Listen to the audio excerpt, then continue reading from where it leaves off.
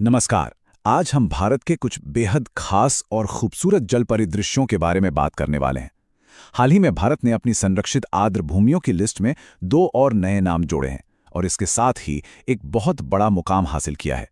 चलिए समझते हैं कि इसका हमारे लिए, हमारे पर्यावरण के लिए आखिर क्या मतलब है। अच्छा, जरा इस नंबर को देखिए, 98। ये सिर्फ एक नंबर नहीं है, पता है। ये भारत की कुदरती विरासत और उसे बचाने के हमारे वादे की कहानी कहता है। क्या लगता है ये क्या हो सकता है? जी हाँ, यही है भारत में रामसर साइट्स की नई टोटल संख्या 98। हमारे केंद्रीय पर्यावरण मंत्री ने हाल ही में ये घोषणा की है, जिससे अंतर्राष्ट्रीय महत्व की इन जगहों का हमारा नेटवर्क और भी ज्यादा मजबूत हो गया है। तो ये हुआ कैसे? तो चलिए अब मिलते हैं उन दो नए सितारों से जिन्हें ये खास अंतर्राष्ट्रीय पहचान मिली है। कौन सी हैं ये दो नई जगहें और आखिर इनमें ऐसा क्या खास है? देखिए, इन दो जगहों की खासियत इनकी अपनी अपनी अलग पहचान में है। पहली जगह है उत्तर प्रदेश के एटा जिले में पटना पक्षी अभयारण्य। भले ये भारत के सबसे छोटे अभयारण्यों में से एक हो, पर इसे महत्वपूर्ण पक्षी और जैव विविधता क्षेत्र यानी IBA का दर्जा मिला हुआ है। मतलब ये साइबेरिया और यूरोप से हजारों मील उड़कर आने वाले प्रवासी पक्षियों के लिए एक बहुत जरूरी स्टॉप है, जहां वो आराम करते हैं और खाना खाते हैं। और दूसरी जगह है गुजरात के कच्छ जिले में छारी ढांड। ये एक मौसमी खारी आर्द्र भूमि है जो मानसून में तो जिंदगी से खिल उठती है, पर गर्मियों में सूख जाती है। यहाँ सिर्फ फ्लेमिंगो और क्रेन जैसे पानी के पक्षी ही नहीं, बल्कि चिंकारा, भेड़िए और रेगिस्तानी बिल्ली जैसे दुर्लभ जीव भी रहते हैं। अब हम इतनी देर से आर्द्र भूमि, रामसर साइट जैसे शब्द इस्तेमाल कर रहे हैं, पर आगे बढ़ने से पहले ये समझना जरूरी है कि भाई ये वेटलैंड आखिर होता क्या है। बहुत ही सीधे सादे शब्दों में कहें तो आर्द्र भूमि एक ऐसा इकोसिस्टम है जहां पानी ही हीरो है। मतलब जमीन का वो हिस्सा जो या तो पूरे साल या फिर कुछ महीनों के लिए पानी में डूबा रहता है, और यही पानी इसे एक अनोखी और जिंदगी से भरपूर जगह बनाता है। और हाँ, ये मत सोचिए कि ये सब एक जैसी होती हैं। अरे, ये तो हर शेप और साइज में आती हैं। शांत झीलें, घने मैंग्रोव के जंगल, नदियों के विशाल डेल्टा, दलदल, यहाँ तक कि हमारे गांव के तालाब भी तो एक तरह की आर्द्रभूमि ही हैं। और ये सभी हमारे ग्रह की सेहत के लिए बहुत जरूरी हैं। तो सवाल ये उठता है कि इन जगहों को रामसर साइट का टैग क्यों मिलता है?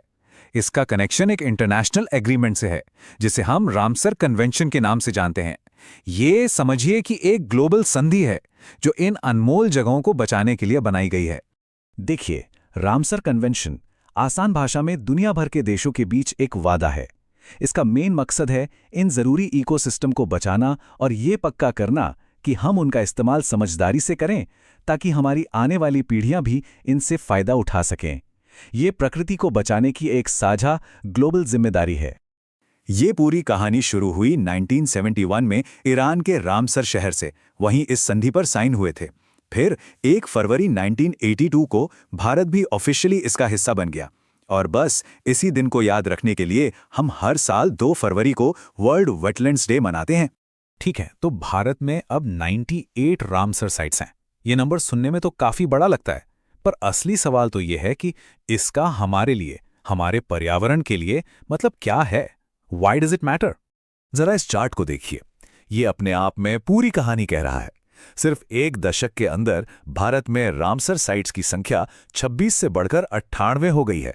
सोचिए, ये एक जबरदस्त छलांग है और ये दिखाता है कि भारत अपनी कुदरती दौलत को बचाने के लिए कितना सीरियस है।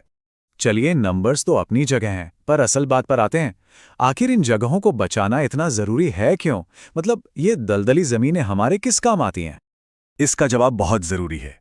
देखिए, वेटलैंड्स ना एक तरह से प्रकृति के सुपर हीरोज हैं।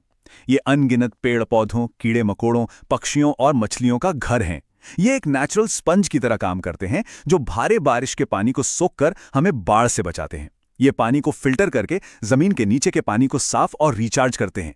और तो और कार्बन सोखकर ये क्लाइमेट चेंज से लड़ने में भी हमारी मदद करते हैं। और सबसे बड़ी बात, ये मछली पालन, खेती और टूरिज्म के जरिए लाखों लोगों की रोजी रोटी का जरिया भी हैं। और हाँ, इन्हीं कमाल के इकोसिस्टम के बारे में लोगों को बताने और जागरूक करने के लिए हर साल 2 फरवरी को वर्ल्ड वेटलैंड्स डे मनाया जाता है।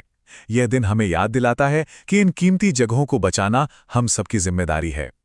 और पता है, 2026 के लिए जो थीम रखी गई है वो भी बड़ी दिलचस्प है। आर्द्र भूमियां और पारंपरिक ज्ञान। ये थीम प्रकृति के संरक्षण को हमारी सांस्कृतिक विरासत और हमारे सदियों पुराने ज्ञान से जोड़ती है। ये एक बहुत मजबूत सोच है जो हमें याद दिलाती है कि हमारे पूर्वजों के पास प्रकृति के साथ तालमेल बिठाकर जीने के कई तरीके थे।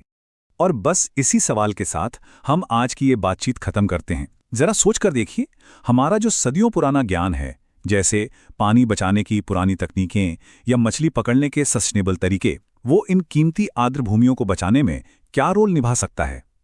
ये एक ऐसा सवाल है जो हम सब के लिए जरूरी है और इस पर सोचना तो बनता है।